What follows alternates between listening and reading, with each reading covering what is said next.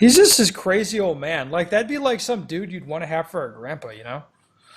You go over there and he's like, I got this new gun. I was like, oh, bang, bang, bang, ding. Like, wow, that's a real nice gun. Like, what the fuck ever? Like, who cares? Like years before I started competition shooting, I actually was planning at one time to go to a Jaeger class. Like years before. I don't think it'd be a horrible idea. The only reason I didn't is because I couldn't afford it at the time because I was like in college. But had I been able to afford a trip to Tennessee and $2,000 or whatever the hell he charges for a class, Is it that much? it's a shitload. I'm gonna look it He up. charges right more now. than competition shooters do. Yeah, a lot more. Well, obviously, his shit's more important. How much is your life worth? Not 2,000, maybe like 700. The 2000's a week-long class, though. Okay, like 5 days. Fighting That was pistol like is 3 500. Yeah. Okay. See, but here's the problem. Like, he's so big. Like, I don't know if he teaches every class. He does not. Dude, I would want to be like, I'm in it with Jaeger. Like, that's what I want. I want Jaeger there. I want Those him classes talking are more fucking expensive. crazy. It's more? Yeah. Yeah, that's a bummer. Why? I don't know. It's just like, I think it'd be more fun. Mine was going to be a rifle class too, so Fighting rifle. like 4 days. Like Was it combo rifle pistol both? Probably. I don't remember. Yeah. That's what. Yeah. It'd be like a $5,000 a week. It's gonna be crazy. It's a lot of cash. You could go to, what's the other place that people like? Rogers. You could go to Rogers. That's Or a couple grand. gun I think. sight. Gun sight. Awesome. Ugh. I don't know why I drink unsweetened tea. It's kind of nasty. Ugh. All right. Welcome to the Practical Pistol Show, people. My name's Ben. We're here to answer shooting questions. We've got Nick, the Dick. Hello, Internet. I should tell you, Nick, there was a nice surgeon in a class of mine in Atlanta, and he said, "You're not a dick like I make you out to be." He was very adamant about that. And I'm like, no, you don't know him like I do. You don't know. I do know one surgeon here. I'm sure that's the guy. Maybe it was him. He's a nice guy. You know, he shoots with you. He shot with you a couple matches. He liked you. I tried to talk him out of it. He wasn't having it. If it's just a couple matches, it's probably a different guy then. It's more than a couple, I'm sure. He's like, Okay. he shoots with you a little bit. Also, Mr. Matt Hopkins. How about them Shadow 2s? You slinging a lot of those, Matt? Yeah, dude, we're selling them good. Are you? Tim's pimping them recently. Tim Myers? Well, we can't get any Yeah. stock 2s to sell. It's a really fucked up situation. You can't? No, there's none to be had. They're all gone. As we sold all the stock 2s, and I guess we'll work on selling Shadow 2s for a while until I get some more stock 2s to sell. You're welcome. Does that mean the price is going back up on? On the stock 2s? Not Yeah. if I can help it. That's been a big goal of mine, to make them fuckers cheap. Well, I'll tell you what, I couldn't raise the price on if I wanted to. Walther. How's it Time so to have here? them. Yes. I would love to raise the price on those for you, man. What are they, like $600? A little more. They are? They come with a bunch of mags, though, right? Don't they? 3. Three That's mags. not a bunch. The guy who had the best deal going was Gaston. Oh, yeah. When he had the bursts that were like $750, but they were pretty good out of the box, and had like 5 magazines, and they had the fiber front sight. That was the best deal going. Didn't last that long. I don't think they make those guns anymore. Whatever. All right, let's get to the questions. We got an interesting one today. What pro shooters inspired or instructed you shitlords? So it doesn't have to be somebody you took a class from. It could be somebody that, just you're like, oh, that guy's cool. I want to do that, do what he does. Kim, I think you got the most complicated answer to this. So if you just say like everyone, Yes. it's just everyone, right?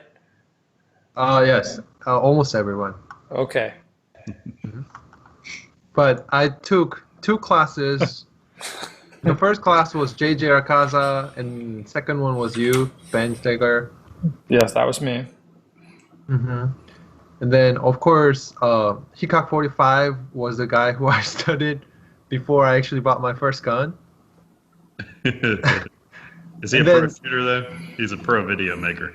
That's what he is. Yeah. But then the actual first pro shooter video I've ever watched was actually Jerry Miculek. It was a video of him shooting like reload six shot in whatever seconds, like the History Channel, whatever. And then that was my first time ever watching action type of shooting.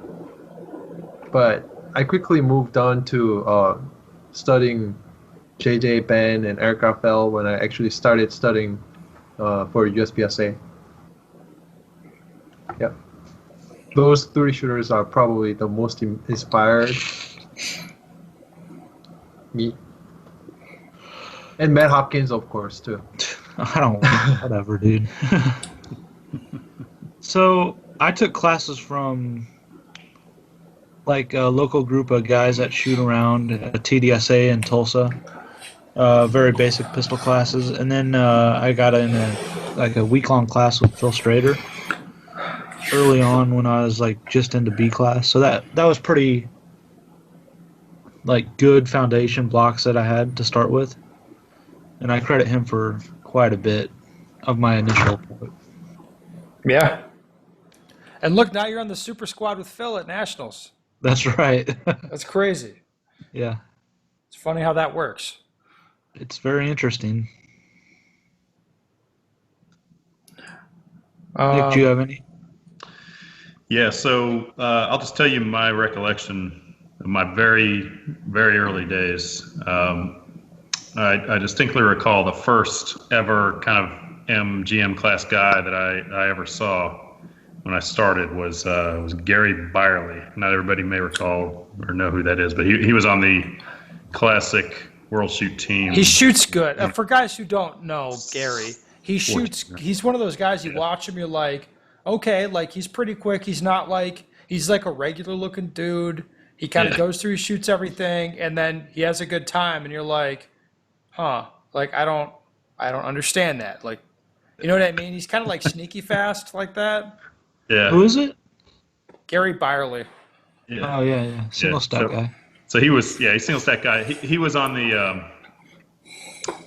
he was just the first guy that I'd ever seen at a local match that was better than, probably C-class type. And we're talking like IDPA and outlaw type stuff. So this is long before I ever even heard of USPSA. So he blew my mind the first time I ever, I'd never seen anybody that was like a competent shooter that we would consider a competent shooter before that time. So after that, for quite a while, I was just like, man, I hope that guy shows up again so I can, just watch him shoot some more. Just drink in the manliness. Yeah. So then when Drink it we in. would, so then once I got into IDPA and started paying attention to, matches a little bit more, wider scale, obviously in IDPA, Bob Vogel was the end all be all. So he was the first, pro level guy that I was always looking at what he was doing and everything. So I did take a class from him. And then, once I crossed over to USPSA, I took a class from Ben. And in terms of my, pro shooter class experience, that's it. Just Ben and Vogel. So. Well, I'll say too. I'm a lot like him, where I kind of study the whole thing, But very early on in my shooting career, the guy that I looked at a guy and I'm like, that guy inspires me. Like the first guy, Rob Latham. I looked at Rob, I'm like, fuck, like this dude wins everything. It's very interesting to me. I started shooting when Rob was in the middle of I think a 7-year streak of winning limited nationals, like 7 years consecutively. So he was in the middle of doing, and it's like he'd already won a bunch of shit, and he's just like, I'm like, okay, like I look at myself and it's like I'm not the fastest guy. I can't run around the fastest. I mean, I can't, I'm not like physically talented. So when I see a guy like Rob, I don't know how old he was, but like, he wasn't like a super 10 years young ago? dude. No, it was longer than that. I'm sorry to Oh. admit. This was a long time ago. I don't know. I look at that. I'm like, I feel like I could do what he's doing, but it's just like he manages to win too. Like that. I look at him. I'm like, that's a winner. That's a guy that finds a way to win, and I like that. And the other guy, like my first year shooting competitively, I didn't go to nationals, but there's one dude won nationals by like 15%, winning production nationals. If you, I mean, you can't imagine that now. It's not possible now to win by that much because there's so much more talent has come in. But in 2005, like Dave Savigny was like fucking decimating people. And I distinctly remember one time I was into shooting. I was doing IDPA a little bit. I just started doing USPSA. I think I'd done the GM card thing. I think I just got a GM card. So I mean, like I was pretty good when I started. I was doing great, especially for a new guy. I wasn't real fast or anything. I mean, I could hit stuff okay, and I just basically tried to shoot without being a retard. That was kind of my big thing. Kind of still is. Anyway, I remember like watching some video, and this was pre-YouTube. This is where video on the internet's kind of hard to find. It takes forever to load and all this shit. So I like found some video of Savigny shooting a stage, and he like steps into the stage, and there's some poppers, and he goes ding ding ding ding, and then takes off like that fast. My girlfriend at the time, my girlfriend was standing over my shoulder watching this, and she's like, well, kind of like getting a sense for the sport. I just won my state championship in IDPA. I was pretty awesome. State champion of IDPA. I mean, I remember how awesome that felt too. that's fucking. I'm a fucking badass. I'm a ninja. You motherfuckers, watch out. And then she's kind of like trying to get a sense for like where you can go in the sport or how good people are, and watches this video. Like I'm like, this is the dude. Check out this video. This is the dude right now. He steps into the stage, ding ding ding ding, and takes off. I'm like, fuck, that's fast. And she's like, holy shit. And that said it all to me. I was just like, I looked at that. I'm like, I don't know that I could ever do what that guy's doing. And being honest now, like that motherfucker Dave can still do shit that I can't do. Like, it drives me crazy. So those are two guys that I think about. Like those guys inspire me in a way. They make me like I want to do that. I want to try and be better. I want to try and do what they're doing. Like genuinely like some inspirational shit going on there. And now there's lots of guys that are really good now, so it's kind of irritating.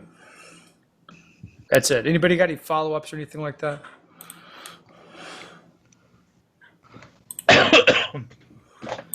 No, not really. Oh. Some guy just messaged me on Facebook. You guys heard about this cheating scandal in USPSA?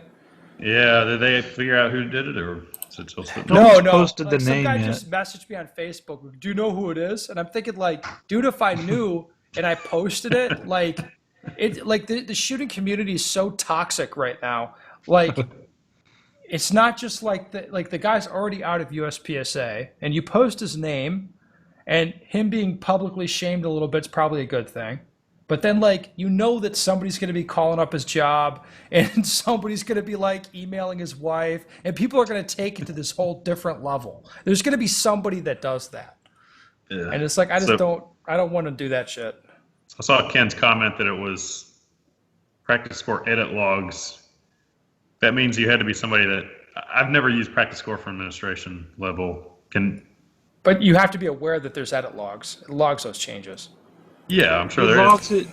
Yeah, it's easy to see. But it had to be somebody who was either a club contact or match administrator, something along that line, right?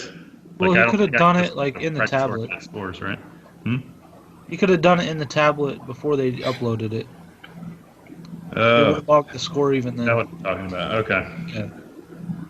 Wow. Like if he was like running the shooter scoring and he Yeah. changed his score. I got you. All right.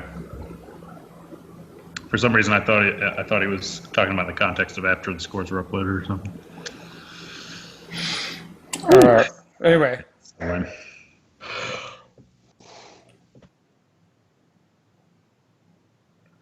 All right. Hi, Ben. What do you think about IPSC production optics? Hopkins, you're keeping abreast of the situation. How is IPSC production optics different than carry optics? They will not let you mill your slide to accommodate a dot. Put it on there. It is literally production with a dot, right? Yes. It keeps the same round count, everything the same. In production, you can only mount a dot if it's machined that way at the factory, or use a dovetail type mount. What do you think about IPSC production optics, Mr. Matt? What's the point just to put a dot on the gun? It's not really a different division at that point. There's nothing like hugely different in it. Well, is carry Compared to, optics hugely different?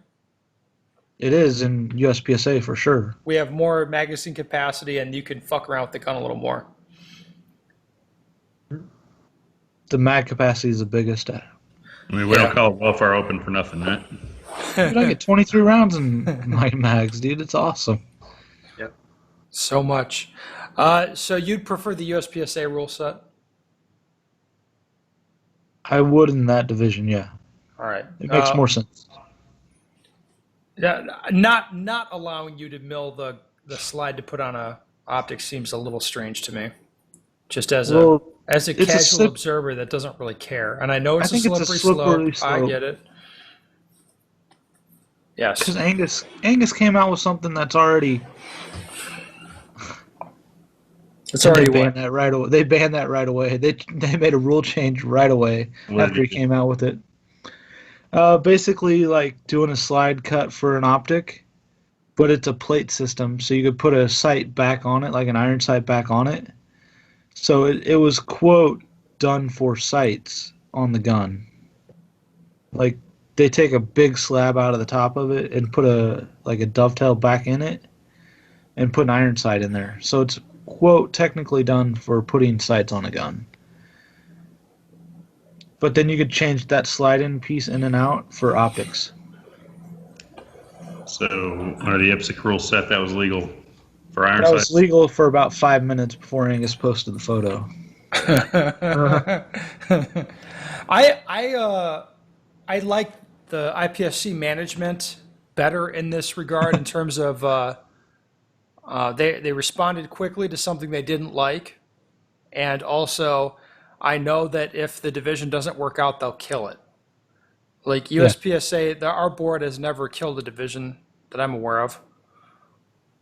IPSC will kill a division if it doesn't work. So the idea of like trying something for a while and seeing how it works out, like they'll actually do it. So that's kind of interesting. That's my read on it anyway. I think that's true. I don't see it working out. It's don't? Not different enough from production, no. Yeah, I mean, I don't know. It'll just kind of dilute the competitive pool a little bit. I didn't even know this is a thing. When did they announce this? I don't know how that worked. They kind of voted at the World Shoot. They did the General Assembly. They discussed it and like, yeah, we should try production optics. And then I think a month or two went by, and then a proposed rule set came out, and then they're just going to kind of go with it. I don't know the mechanics of how all that worked. It's a provisional. They voted. Well, they didn't do anything. It's not even a real division in the sport. It's provisional. So it doesn't really count. There's a select few countries and matches that are running it. Okay, so you can't just go to a IPSC match and sign up for it, right? No, you cannot. There's actually two different visions out there right now of it. One's letting you mill it, like in Australia or something. I might be wrong on the countries, but then a couple of the countries are keeping it where you can't mill your slide, so they're still infighting in that also. All right, let's get to the next question. What can I do to stay calm and focused at a major match? Last match, I could not stay focused, and it cost me points. So, staying calm and focused. What do you think, guys? Isn't there pills for that? I'm not sure how much they work. There's actually kind of some debate about that. The beta blockers you're talking about? Yeah. Yeah, I'm not sure how effective those are. They keep you calm, but I'm not sure how focused you can be with that. Is that like a prescription thing? Yeah. Beta blockers is for like heart problems. I think like half of pro golfers are fucking on beta blockers, is what I've Same heard. with the really, Yeah. like they're all prescribed, obviously. Pretty sure they can get a doctor to give them anything they want. Oh yeah.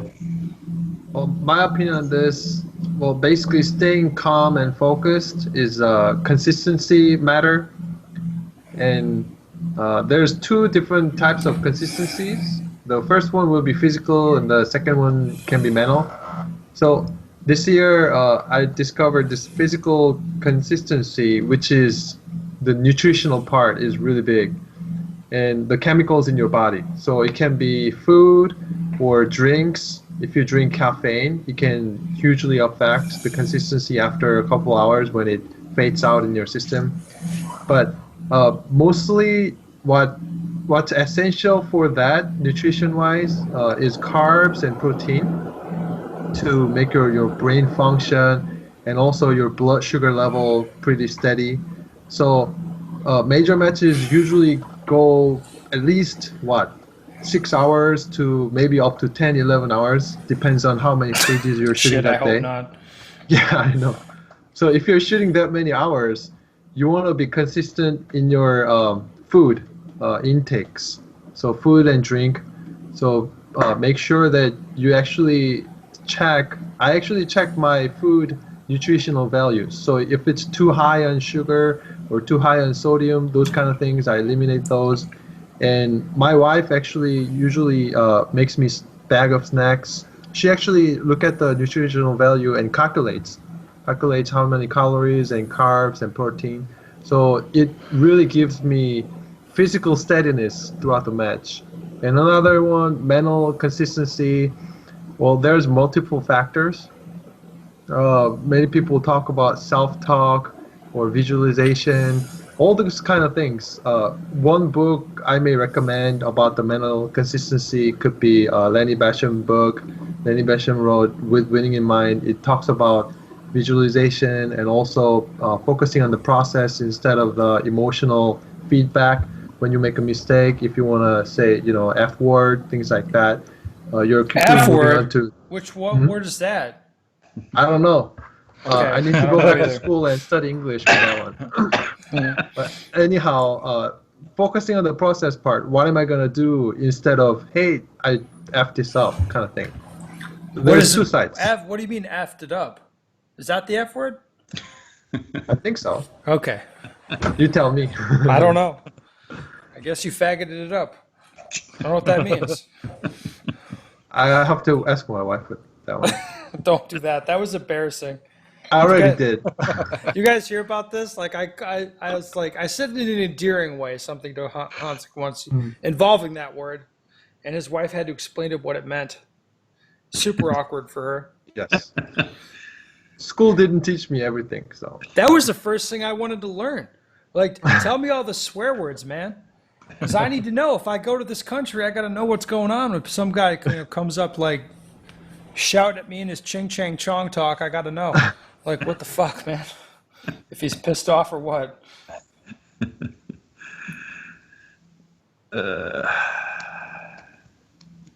Anyway. I do not stay calm at major matches, I've decided. Now that I'm thinking about this.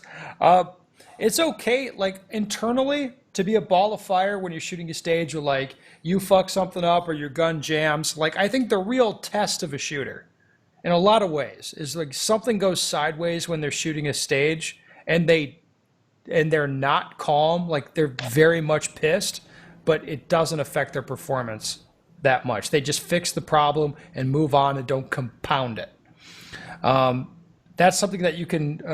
I beat that into my head all the time during my training, where it's just like constantly by like calculating hit factors and paying attention to the scoring when I'm shooting. I learn, hey, when you make a mistake, you can only make it worse. It ain't getting better.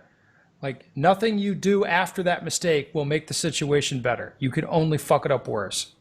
and like constantly beating that into my head. It doesn't really matter if I'm mad or not when I'm shooting a stage. It's just like I'm just going to shoot the stage. Maybe that's a weird way to approach it. I don't know. What do you think, Nick? Yeah, I'm kind of reading his question more as just, it just sounds like he's saying he's kind of pumped up and whatnot going to a major match, and it feels a little different than training or club matches. And, I agree that, you may try and you may, be able to get, good competitive feeling at club matches and everything, but, there's always going to be a little bit more juice at a major match. I think we would all mostly agree with that. Just embrace it. I mean, it's going to be there. So, deep breaths. I know that's kind of stupid and cliche, but, you get that adrenaline. Yeah. It did sound, yeah. Just take some deep breaths and think about what you're going to do. Focus on your stage plan, your process. And then, I just think it also just comes from experience. I mean, if the more majors you shoot, the more you put yourself in that situation, the more comfortable you're going to be when you get there again. So, and I agree with everything Wansik said. You want to be in an even keel with your diet and everything as well. But for me, managing it is just more about just kind of enjoying that feeling of being there in a competitive environment, and just knowing that you've trained to do what you're about to do, and have an experience, just experience to know that you can do it. So embrace it. Don't be afraid of it. Yeah, you're going to be amped up. Hopkins, you got some commentary? Got some thoughts? I don't know. I've tried the mental management stuff. I don't think it works for me. I've come to that realization. Sad. You just got to kind of sad. Why? I don't know. It'd be nice if it worked. It would be. It just, I don't know. It's weird. You got to like. If I may make an Go ahead. observation, it feels to me like you have pretty good mental control. Good. I mean, I've only seen you get like frustrated to the point of where you mentally quit a match maybe twice ever. Oh yeah. I mean, you're there. Like, you might as well shoot to your best ability, no matter what happens. Really, that's kind of that's what I do. And we all got into this for fun, still, right? Or that's what we have originally got into it for. I got into this for bitches and money. I don't know what you're talking about. Oh well, you might want to quit. I mean, yeah, fame, money. I'm dripping with both. Are you? No, either. Fuck. It's fun. Like, we're out there shooting guns, like going crazy with them. That's the main thing to come back to. About the nutrition thing, if anybody wants to do like the eating at the match, proper nutrition, go to Google and type daily intake for athletes. So in an athletic event, they tell you how much protein, carbs, do it right calorie now. it's gonna need, your body's gonna need that day. So my wife basically see that numbers and match with the snacks she's giving me What that the day. fuck? How Yeah. much is it? Recommended daily carbohydrate intake for athlete ranges from 6 to 10 grams per kilogram of body weight. What the fuck is? I have to do math? Yes, you have What to are do you math. talking about? And you don't want to take that at once. Oh my you God, want to no. take it Let me tell you throughout guys. the day. You want to take a bag of Cheetos. You're going to eat that bag of Cheetos. With the Mountain Dew. And then you drink Mountain Dew with the Cheetos. And like, if anybody has nutritionist friend, just go ask. And like every breakfast at matches, I eat oatmeal because oatmeal is the longest lasting This is carb insane. kind of thing. Let me. No, okay. May I help a little bit, Hansik? Sure. Okay, if you don't want to do any of that shit, you want to eat a little bit throughout the day. You don't eat big meals. You just eat a little bit throughout the day. If you got a caffeine addiction, don't cut the caffeine entirely. You drink a little bit of caffeine. So, like, don't have like 4 cups of coffee in the morning. Have a cup of coffee. Drink a little bit of, like, if you have that issue, drink a little bit of caffeine. Don't cut it out entirely. Drink lots of water. Sports drinks are good. Stay away from sugary shit. You don't want a lot of that. Things like nuts, fruits, That's good stuff to eat. You just got to eat it a little bit throughout the day. You don't ever want to be hungry, but you don't ever want to be full. You're going to be right in the middle zone there. Is that a fair characterization, Kim? That's very good. Yes, exact. Boom. Boom. I just did it. And I didn't have to do any math. And Yes. if you're at a hot outdoor match, drink water before you get to where you're feeling thirsty. Yeah, what they say is you start at 4, Yeah. I think. I don't know. By the time I you're don't know feeling what they thirsty, in my experience, it's too late. You're screwed. Yeah. Yeah, no, you're 100% right. You got to get out in front of that shit. It's Yeah. bad. It gets bad, hits you in a hurry. You want to manage yourself. I mean, things that, like, another thing that I'm guilty of is sort of in the first half of a day, like if it's a long day, it's hot out, and I'm kind of like amped up and pacing around and shit like the first half of the day, and then you find yourself getting tired. So like kind of force yourself a little bit, sit down a little bit in the first half of the day. You get up to a stage, you got 20 minutes before you're going to shoot because the squad's all backed up and that kind of nonsense. Just sit down, be like, okay, I'm going to force myself to sit down and just chill out and rest up because, it's going to be a long day. You got to pace yourself a little bit. As much as I hate to say it, you got to do it.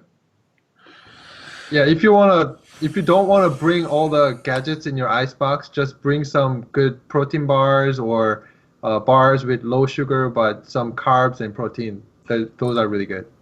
Yeah. Yeah, but stay away from sugary stuff. You want the low sugar content drinks for sure.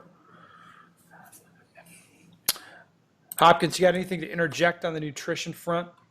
Nope. Don't change your daily routine. Your body knows it, so do it. Fascinating.